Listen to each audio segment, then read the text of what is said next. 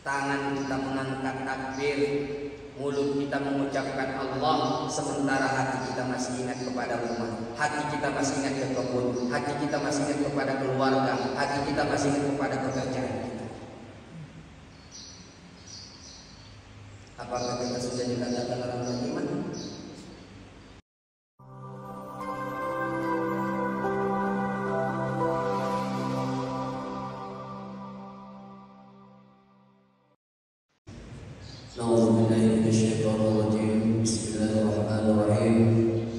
Assalamualaikum warahmatullahi wabarakatuh.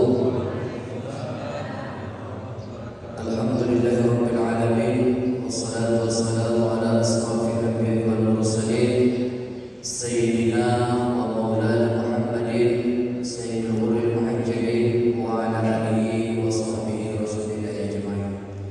Faqad rabbi ishrah li sadri wa yassir li amri wa hlul 'uqdatam min lisani yafqahu qawli.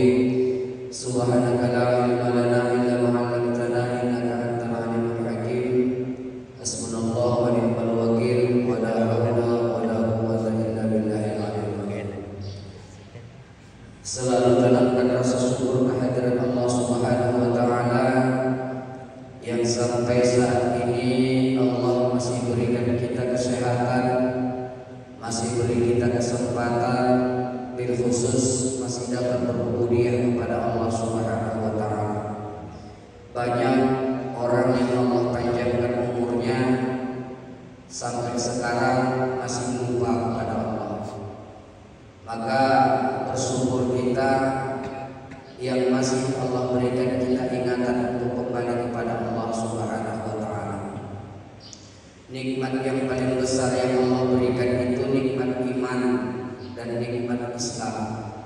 Wala tamutunna illa wa antum muslimun. Jangan sampai kita meninggal dunia kecuali sudah menjadi muslim yang sejati. Amin ya rabbal alamin. Salawat salam kepada Rasulullah sallallahu alaihi wasallam. Allahumma shalli ala sayyidina Muhammad wa ala sayyidina Muhammad.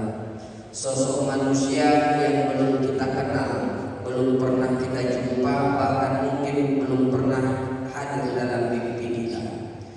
Tetapi kita sangat mencintai beliau lebih daripada mencintai diri dan keluarga kita. Maka berharap kita mudah-mudahan beliau berkenan memberikan syafaat kepada kita. Amin ya Allah, amin ya rabbal alamin. Bapak Ibu hadirin sidang jemaah dirahmati Allah. Al jannatu mustaqatun ila arba'atin fur. Surga itu merindukan 4 golongan. Yang pertama talil Quran, yang kedua wahafizul lisan, yang ketiga wa mu'minul ji'an, yang keempat wasaimi fi syahr Ramadan. Surga itu rindu kepada yang pertama orang yang talil Quran, yang membaca Al-Quran, yang gemar melantunkan ayat-ayat Allah. Nah, pertanyaannya sekarang, Ramadan sudah masuk hari ke-17. Sudah berapa lembar Al-Quran yang kita baca? Sudahkah kita kembali kepada Quran? Malam tadi kita memperingati nuzul Quran, diturunkan Al-Quran. Dari mana Al-Quran diturunkan? Minal lauhil mahfuz, dari lauhul mahfuz. Diturunkan Allah. Untuk apa Al-Quran diturunkan? Menjadi hudan linnas, petunjuk bagi manusia. Mustahil Bapak Ibu kita bisa mengambil petunjuk dari Al-Quran kalau kita membacanya tak pakai. Makanya kadang-kadang kita lucu, ada orang mengatakan ayo kembali kepada Quran, kembali kepada Quran.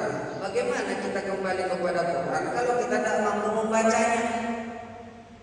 Konsep Al-Quran itu yang pertama yang dibaca. Maka kalimat pertama yang turun dari wahyu Allah, Iqra, baca. Apa yang mau kita baca di sini? Jadi konsep Quran itu tidak akan bisa kita ketahui tanpa kita baca. Mempelajari Al-Quran yang pertama syaratnya harus kita baca. Jadi petunjuk bagaimana kita berhukum dengan Al-Quran. Bagaimana kita memahami Al-Quran, bagaimana mengamalkan Al-Quran. Baca dulu. Ada orang tua kita dulu bilang begini, kalau misalnya kusut benang di tengah, maka kembali ke pangkal. Lah, kita tersesat di tengah, mau balik ke pangkal atau jalan? Jadi pertama pelajari Al-Quran itu dengan cara membaca. Qara'atul Quran ya'ti yaumil qiyamah bisyafaati li ashabi. Baca Al-Quran itu nanti dia menjadi syafaat, menjadi penolong buat kita di dalam kubur. Bapak Ibu, yang menemani kita di dalam kubur itu tidak banyak. Yatba'ul mayyitu salasah, ketika kita meninggal dunia, maka yang mengantarkan kita itu apa? Ahluhu wa maluhu wa amaluhu, keluargamu, hartamu, amalmu. Fayarji'u isnani, pulang dua. Apa yang pulang itu? Ahluhu wa maluhu, keluargamu dan hartamu. Wa yabqa wahid, tinggal satu. Apa yang tinggal itu? Amalmu. Termasuklah Al-Quran. Sholat tidak, puasa tidak, zakat tidak, haji tidak. Apa yang mau kita bawa? Maka hati-hati kita Bapak ini terjebak dengan kehidupan dunia, bingung dengan kehidupan dunia, tersesat di bumi Allah Subhanahu wa Ta'ala. Maka kembali kepada konsep Quran. Jadi jadikan Al-Quran itu sebagai apa? Kompas dalam kehidupan kita, menjadi arahan dalam kehidupan kita. Maka kewajiban bagi kita untuk mempelajari Al-Quran, membumikan Al-Quran. Satu, yang kedua, Al-Qurankan diri kita. Bergabunglah dengan Al-Quran, bersahabatlah dengan Al-Quran. Dengan cara apa? Mencintai Al-Quran itu. Saya yakin kita yang hadir ini generasi alim bata semua. Makanya kalau saya ngajar-ngaji, paling sebenarnya mohon maaf, saya tidak terlalu suka metode Iqra. Kalau saya mengajar, saya lebih senang mengajarkan itu alim batas. Lebih praktis, lebih simpel. Dia dapat membaca langsung tajwidnya dapat. Kita ini kan generasi alim bata, masa kita belum ada Iqra. Saya yakin masa kita belum ada Iqra, masih generasi alim bata. Kalau orang di Medan alif dan TA, alif bawah I. Kalau di kami di Siaran alif sakit di kelang, lam alif dan telang, seperti itu kan. Dapat kita. Makanya ketika Al-Quran itu sudah mampu kita baca, baru masuk metode yang kedua apa? Khairun nas man ta'allama Al-Quran. Sebaik-baik manusia orang yang mempelajari Al-Quran. Wa'alimu, dan mengamalkan, mengajarkan. Satu huruf saja itu menjadi bekal buat kita. Bapak Ibu, harta tak ada yang kita sedekahkan. Minimalnya satu alif yang kita ajarkan kepada orang itu sudah menjadi modal besar buat kita. Kenapa? Karena itulah amal yang tiada putus nanti pahalanya yang diberikan Allah ketika orang itu sudah tiada di dunia ini. Kalau harta Pak, lihat saja, besar rumah kita, banyak uang kita, ketika itu masih hidup kita dihargai orang kita. Ketika roh sudah berpisah dengan jasad, tidak ada lagi penghargaan itu. Diasingkan kita. Mau masuk ke kamar kita tidak bisa lagi. Mayat itu paling hanya diletakkan di ruang tamu, meski di rumahnya sendiri. Semua pakaian kebesarannya ditanggalkan, cincinnya ditanggalkan, jamnya ditanggalkan, semua ditanggalkan. Terwujudkan kita di ruang tamu. Siapa yang sanggup melihat kita lama-lama di sini? Dibungkus kita di sini, dijadikan tontonan di tengah-tengah orang yang hadir. Siapa yang sanggup menatap kita lama-lama? Ada yang sanggup menatap mayat 1 jam. Oh, yang meninggal ini presiden nih, orang kaya nih, orang berpangkat nih. Tidak ada yang sanggup nengok kita 1 jam, Pak. Datang yang satu dibuka, nangis, tutup lagi. Datang lagi yang satu, keluar ke paling dekat nih, saudara daging, ditengok, nangis, tutup lagi. Tidak ada makanya.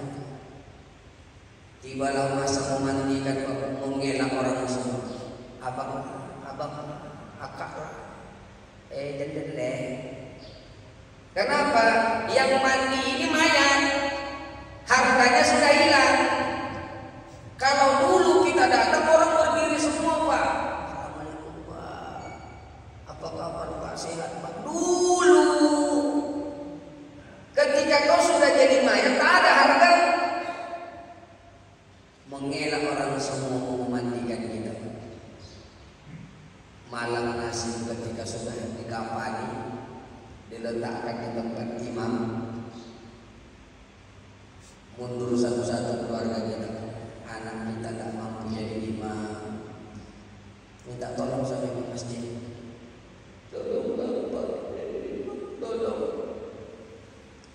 Padahal Bapak Ibu dari pagi sampai sore kita peras keringat banting tulang cari uang untuk anak-anak kita. Begitu kita meninggal dunia, tak ada satupun yang bertanggung jawab melaksanakan fardu kifayah kita. Masuk kita ke dalam kubur, disitulah baru datang pertanyaan-pertanyaan.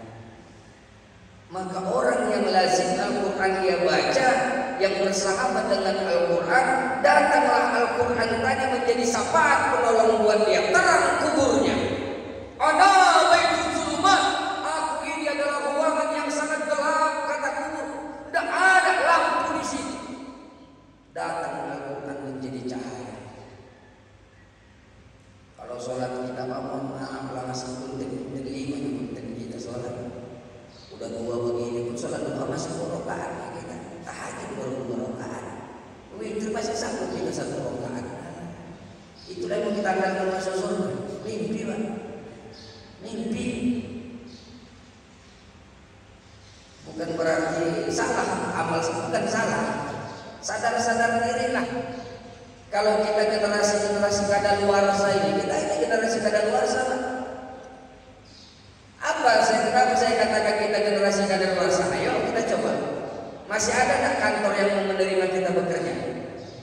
Masih ada tak perusahaan-perusahaan yang mau menerima kita di usia 40 atau 50 tahun? Tidak ada, Pak. Paling kalau mau ada tempat parkir, tidak ada lagi kita. Makanya di saat tua sekarang ini perbanyak amanah kita, salah satunya adalah orang yang gemar membaca Al-Quran. Ada dulu di Lumban Dolok namanya, daerah Mandailing Nata. Sampai anaknya aja bingung yang orang tuanya. Tidak pernah dia jumpa dengan orang tuanya selain daripada orang tuanya sedang membaca Al-Quran. Sampai anaknya mengatakan, saya tidak tahu kapan ayah saya berhenti baca Quran. Kalau awak kadang-kadang mungkin ada anak sakit, obatnya satu, nengok orang tuanya baca Quran, mungkin mati anak. Sulit kita membaca Al-Quran. Tak pernah saya menemui ayah saya selain daripada dia sedang membaca Al-Quran. Bayangkan ini kadang-kadang kita 1 lembar 1 bulan, itu pun kalau training udah merasa kita paling alim. Maka lazimkanlah Al-Quran itu, Bapak Ibu, tidak ada ruginya. Apa kata Rasul? Taraktu fikum amrayn ma in masaktum bihi malan tajidu abadan kitab Allah sallallahu alaihi wasallam. Aku tinggalkan 2 perkara buat kalian, yang apabila kalian pegang teguh ini, apabila kalian memegang erat ini, kalian tidak akan tersesat selama-lamanya. Apa pusaka itu? Al-Quran dan Sunnah Nabi. Maka Al-Quran itu, Bapak Ibu, yang pertama membacanya tidak pernah bosan. Mulai dari dulu sampai sekarang kita baca-baca itu, tidak pernah bosan kita membaca. Yang kedua, kita lazimkan membaca Al-Quran itu. Semakin kita baca semakin kecanduan. Semakin kita baca semakin kecanduan. Kalau novel kita baca, cerita kita baca, komik, majalah kita baca, kalau sudah 3-4 kali kita baca, mau masuk ke 5 ke 6 udah malas kita. Tapi kalau Al-Quran semakin kita baca, semakin kita arungi ilmu-ilmunya, semakin kehausan kita dibuat.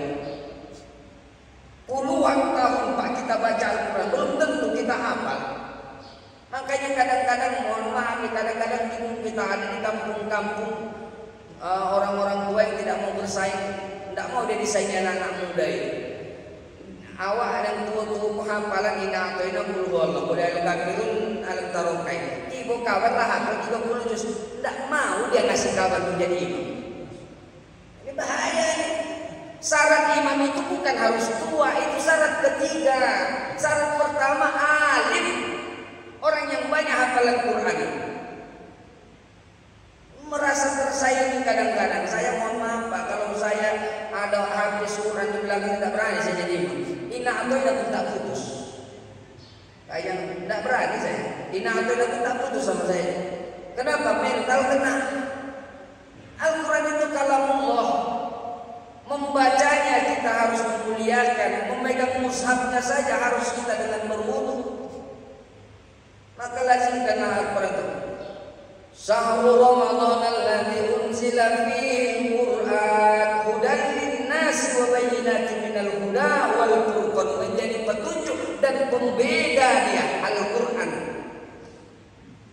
Maka jangan lari dari konsep Al-Qur'an, kembali kepada Quran, tahu hukum-hukumnya, baca tepat hukumnya. Warattilil Qur'ana tartila, baca Quran itu dengan hukum-hukum tartil.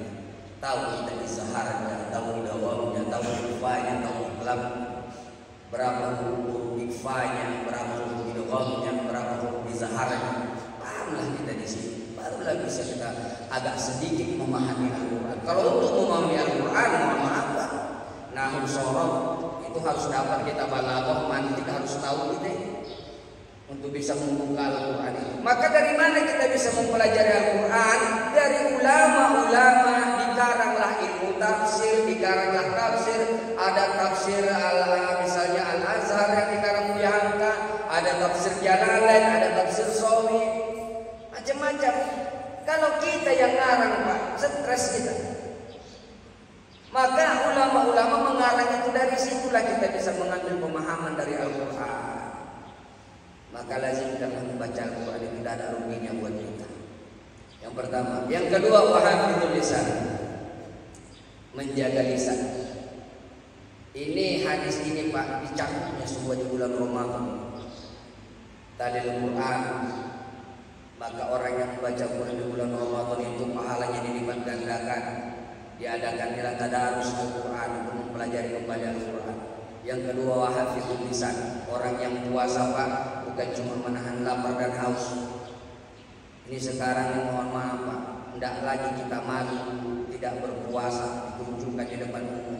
Kemarin saya sudah sampaikan Pak, di depan masjid ini, di samping kedai itu anak muda minum 3 orang. Saya kejar Pak. Kemarin sore kejadian lagi di lampu merah, pas hujan sore jelang setengah. Saya berhenti pas di samping lampu merah lewat SD. Anak muda kira-kira umur 16-an merokok di situ. Saya bilang, matikan rokok itu atau tidak saja, matikan atau tidak saja. Saya Pak mohon maaf, kalau saya nampak orang seperti itu saya kejar Pak, tidak bisa saya diam. Kayak kemarin saya sampaikan di sini, Anda tidak puasa itu urusan Anda. Anda mau makan itu urusan Anda. Tapi begitu Anda tidak puasa, Anda merokok, Anda minum, Anda makan di depan umum, maka itu menjadi urusan saya. Anda mau makan di rumah, mau minum di rumah, mau merokok di rumah, itu urusan saudara. Tidak ada hak saya datang ke rumah Anda melarang. Tapi begitu Anda keluar rumah merokok, minum di depan umum, saya nampak, itu hak saya untuk menegakkan. Kenapa? Man ro'a minkum munkaran falyughayyirhu biyadihi. Kalau nampak kalian kemungkaran, salah satu itu kemungkaran. Tidak puasa petantang petenteng ke sana kemari menunjukkan ke orang kalau dia tidak puasa, sok bagaklah ceritanya. Hak kita untuk melarangnya, jangan diam. Falyughayyirhu biyadihi, rubah dengan kedua tangan kamu. Fa illam yastati' fa bilisan, tak mampu kau lisan. Apa itu? Wa tawasau bil haqq, berikan nasihat kepada mereka. Jadi bulan puasa tulisan dijaga. Man kana yu'minu billahi wal yawmil akhir falyaqul khairan aw liyasmut. Siapa yang beriman kepada Allah, beriman kepada hari akhirat, falyaqul khairan, maka hendaklah yang mengatakan yang baik, aw liyasmut, atau lebih baik untuk diam. Dijaga lisan. Maka Ramadan itu bukan cuma menahan lapar dan haus, tetapi mampu mengendalikan nafsu. Nafsu ingin menceritakan orang, nafsu ingin menghibah orang, ingin memfitnah orang, ingin mencelakai orang. Maka Ramadan itu dijaga, dipelihara nafsu itu. Makanya saya sampaikan Bapak Ibu, yang lapar 10% itu cuma perut, selebihnya yang lapar itu apa? Nafsu. Nafsu kita yang paling banyak laparnya, bukan perut kita. Ketika Ramadan bisa kita lihat dari pagi sampai sore ini sekedar menahan lapar dan haus, mampu kita semua. Tapi mengendalikan nafsu ini yang sulit. Nafsu ingin bebas, nafsu ingin berbuat sekehendak hatinya. Maka Ramadan datang, jaga lisan, jaga perbuatan, jaga pandangan, jaga langkahmu, semua dia. Maka hati-hati kita terjebak dengan lisan kita. Apalagi wa man kana yu'minu billahi falyukrim jarahu. Siapa yang beriman kepada Allah dan beriman kepada hari akhirat, maka hendaklah ia memuliakan tetangganya. Bapak Ibu, kadang-kadang gara-gara sejengkal tanah putus hubungan kita dengan tetangga, ribut, hilang ukhuwah, hilang persaudaraan kita. Padahal tetangga itu adalah orang yang paling respect ketika ada sesuatu yang terjadi di dalam keluarga kita. Ada kemalangan di rumah kita, siapa yang sibuk masak tenda? Tetangga. Siapa yang sibuk menghubungi keluarga yang lain? Tetangga kita. Justru tetangga yang seharusnya kita muliakan malah menjadi musuh terbesar kita. Kenapa terjadi silang sengketa antara tetangga? Kadang-kadang karena ekonomi. Kita lebih tinggi dari mereka, kita lebih tinggi pangkatnya dari mereka, lebih banyak harta kita dari mereka. Tiba satu kesalahan kita yang salah, tetapi berat hati kita untuk datang meminta maaf kepada mereka. Kenapa? Oh, udah lepek. Awal Profesor Dr. Insinyur harus minta maaf sama tukang kara-kara. Nih, bahasa Inggrisnya no. Muliakan tetanggamu, dia yang mengerti tentang kebutuhanmu, dia yang tahu tentang bagaimana keadaanmu. Apapun yang terjadi di rumahmu, maka dialah orang pertama yang akan menolongmu. Maka tak boleh kita ribut dengan tetangga. Kalau tetangganya kurang ajar, Ustaz, hantam.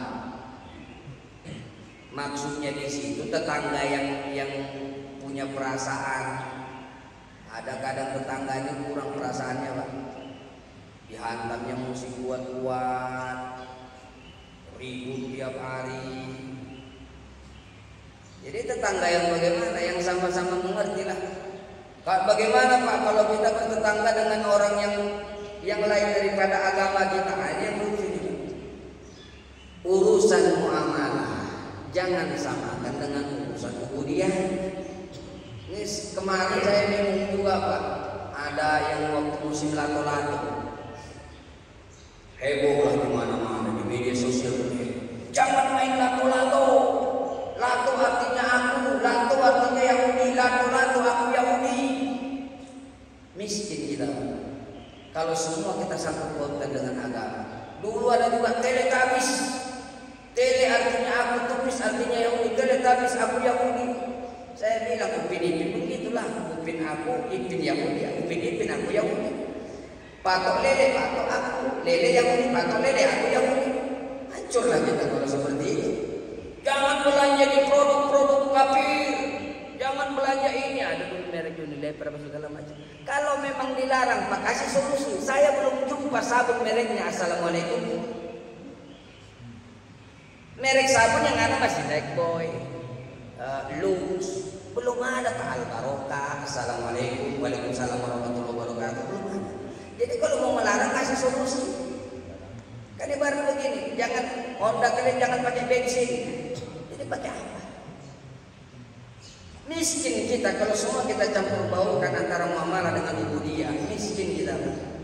Mobil, apa merek mobil? Honda, Isuzu, Panther, kan belum ada asal. Mobil asal belum ada kan? Hati-hati kita. Jadi salinglah kita, walaupun bertetangga dengan orang yang selain daripada agama kita, tidak masalah. Tetapi kalau sudah menyangkut dalam agama, lakum dinukum waliyadin, ini batasnya. Kalau sudah urusannya agama, lakum dinukum waliyadin. Kita menolong mereka tidak masalah, kita bergotong royong dengan mereka tidak masalah. Tapi kalau sudah masuk ubudiyah, masuk perkara ibadah kepada Allah, lakum dinukum waliyadin.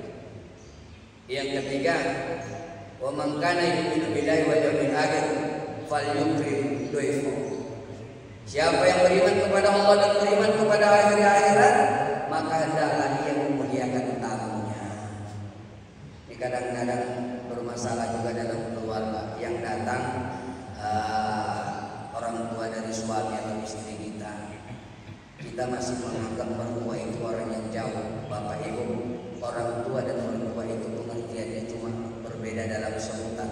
Ketika orang mertua kita itu kita menikah dengan anaknya, mertua itu sudah jadi orang tua kita.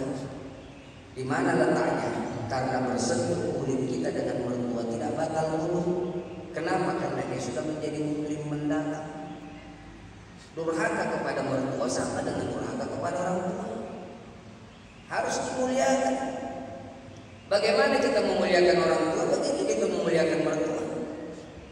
Ini kadang-kadang saudara kita jauh kita dari mertua kita, sementara dekat kita dengan orang tua kita. Tak boleh. Kita mau sama anaknya harus mau sama keluarga. Maka jadi wahafidul lisan. Yang ketiga, wa mut'imul ji'an, memberi makan orang-orang miskin. Bapak Ibu, bulan Ramadan selera kita tak tertahan. Makanya saya yakin ketika bulan Ramadan tak ada yang satu macam bumbu di rumah awak. Paling etik tiga, yang manis, yang gurih, yang asam manis. Ya Bapak Ibu, nasi dengan kawan-kawannya, kue dengan kawan-kawannya, minuman dengan kawan-kawannya. Berapa kawan-kawannya? Walwah, sirup marjan, margisa, anisi, esteler, esteba, estoker, apa lagi? Estengkong, macam. Makanan, bakwan, pergedel, tahu isi, crispy, tahu goreng. Itu masih model-model tahu kan? Khusus sudah kesekian. Bukan main selera. 5 menit jelang buka sudah bertapa kita di depannya. Yang normal pasti turun naik jam. Kalau yang normal, kalau kita yang tidak normal, kalau saya tidak sanggup turun naik jam. Sementara tetangga kita yang fakir, yang miskinnya di samping rumah kita, Pak, belum tentu satu macam ada di sini. Kenyang kita makan di situ, banyak macam model-model makanan kita di situ. Sementara mereka memegang perut. Siapa yang tidur dengan perut kenyang sementara di samping rumahnya menangis, maka neraka bagian. Kadang-kadang Pak tak sanggup kita lagi menghabiskan ini, kemana perginya itu? Ke belakang, campakkan. Kita kasih jadi makanan babi. Kenapa kita kasih jadi makanan babi? Karena tiap malam mereka datang, Pak, ngutip itu ke tong sampah kita. Sementara tetangga kita menangis, menahan perut. Aniaya kita namanya. Oh, saya orang beriman, saya orang dermawan. Tengok tetangga kita. Makanya ulama mengatakan begini, tak ada guna hajimu, tak ada guna sering kau berzakat sementara orang di samping rumahmu kelaparan. Hati-hati. Amal untuk diri kita itu belum tentu sempurna buat kita. Sedangkan berdoa saja, Nabi paling benci kalau ada orang muslim yang berdoa untuk dirinya sendiri, tak dibawanya fakir miskin, tak dibawanya orang muslim yang lain. Apatah lagi tentang makanan. Lebih senang kita melemparkan makanan itu daripada peduli kepada tetangga-tetangga kita. Siapa yang memberikan makan kepada orang yang berpuasa, maka samalah pahalanya dengan orang yang berpuasa. Maka rajin-rajinlah haji tetangga kita. Ada tak menunggu haji, walaupun sedikit, tapi kita sudah memberi. Artinya apa? Respek, peduli dengan tetangga. Itulah kehidupan yang tidak-tidakkan dalam Islam. Bersaudara bukan karena saudara. Kita ini bersaudara bersaudara bukan karena saudara. Kalau bersaudara kita saudara itu namanya silaturahmi. Kita berkumpul di sini, duduk dalam masjid yang satu, menghadap Allah yang satu. Artinya apa? Kita bersaudara dalam ukhuwah Islamiyah, persaudaraan kita karena agama. Maka ini mulia, saling mengerti. Kenapa kita kalau di masjid itu ada disuruh kita berkumpul di masjid? Yang pertama supaya kita tahu tetangga kita. Kalau yang sering datang ke masjid tahu kita kemana dia. Kalau tak datang dia kemana? Sedang apa dia? Sakit atau tidak? Yang keempat, yang terakhir, surga itu rindu kepada orang yang melaksanakan ibadah Ramadan. Maka Pak Ramadan itu ya ayyuhalladzina amanu, hai orang yang beriman, orang yang percaya kepada Allah. Sekarang pertanyaannya, iya beriman kita kepada Allah? Iya yakin kita kepada Allah? Kalau yakin kita kepada Allah, bagaimana keyakinan kita kepada Allah? Ala bidzikrillah tatmainnul qulub. Hanya dengan mengingat Allah, hanya dengan dekat kepada Allah, hanya dengan berzikir kepada Allah, hati kita menjadi tenang. Coba kembali sekarang. Ketika kita ingat Allah, ketenangan bagaimana yang kita dapat? Mana lebih tenang kita ketika mengingat Allah, ketika dibawa jalan-jalan ke dalam Allah atau ke sembilan? Coba. Mana lebih senang kita Pak? Berzikir kepada Allah atau dibawa jalan-jalan ke Caroco, ke Pantai Mading Kundang? Ala bizikrillah, dengan mengingat Allah. Mengingat di situ apa? Salat termasuk zikir, termasuk mengingat Allah. As-salatu bizikr. Salat itu mengingat Allah. Yang menjadi masalah apa? Bagaimana kita mengingat Allah kalau Allah tidak kita kenal? Ini yang jadi masalah.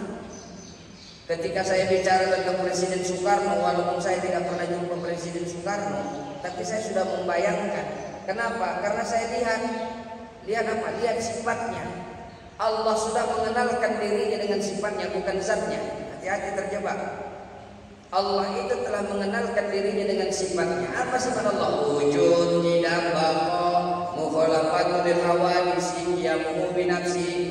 Ini akidah yang diajarkan Abu Hasan Al-Asy'ari dan Abu Mansur Maturidi. Makanya kita lakukan uluhiyah dan rububiyah. Kita asma yang 50, aqaid yang 50. Wujud, tidak, baqa, wujud Allah itu ada. Dituntutkan Allah itu harus berwujud. Allah itu wujud ada, tapi tidak semua yang wujud itu harus menunjukkan wujudnya. Contohnya apa? Angin Pak, kipas angin dari tadi kan hidup terus. Kita merasakan kipas angin pada anginnya, tapi coba cari Pak, bagaimana model angin ini? Tidak semua yang wujud itu mewujud, tidak semua yang ada itu harus menunjukkan wujudnya. Disinilah kita kadang-kadang ketika mengangkat takbir Allah, kemana arah Allah ini? Allah yang mana yang kita sembah?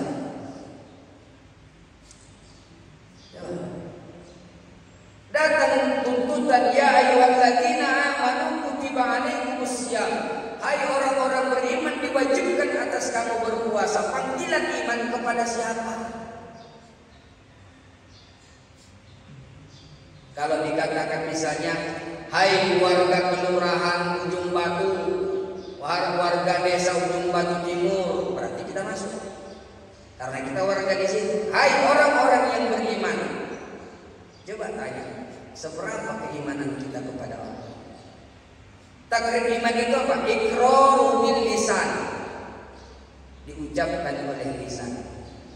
Amantu billah wa malaikatihi wa kutubihi, itu ikrar.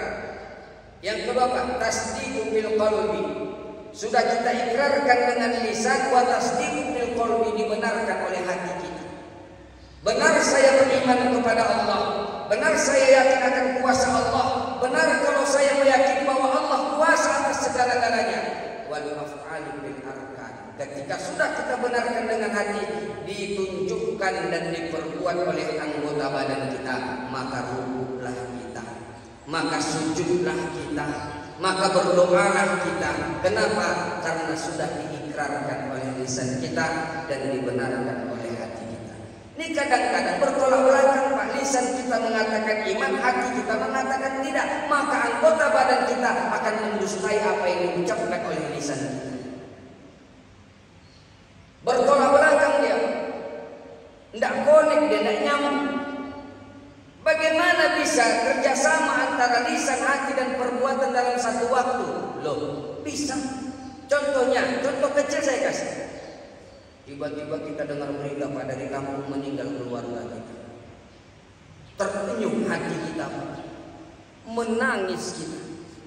Mulut kita ikut menangis, hati kita ikut bersedih, badan kita loyo, air mata mengalir. Kenapa bisa kerjasama pada saat itu? Dalam kesedihan, kenapa bisa dalam satu waktu itu bekerja sama antara lisan kita, antara hati kita, dan antara anggota badan kita? Sementara dalam sholat, kenapa kita nafikan itu? Tangan kita mengangkat takbir, mulut kita mengucapkan Allah, sementara hati kita masih ingat kepada rumah, hati kita masih ingat ke kebun, hati kita masih ingat kepada keluarga, hati kita masih ingat kepada pekerjaan kita. Apakah kita sudah dikatakan orang beriman? Tapi seringan-ringan pengakuan saya yakin kepada Allah Subhanahu wa Ta'ala, itu sudah memadai. Makanya Pak, ketika kita mau sholat itu datanglah tuntutan hati yang membenarkan dari apa? Ilahi anta maksudi waridhoka.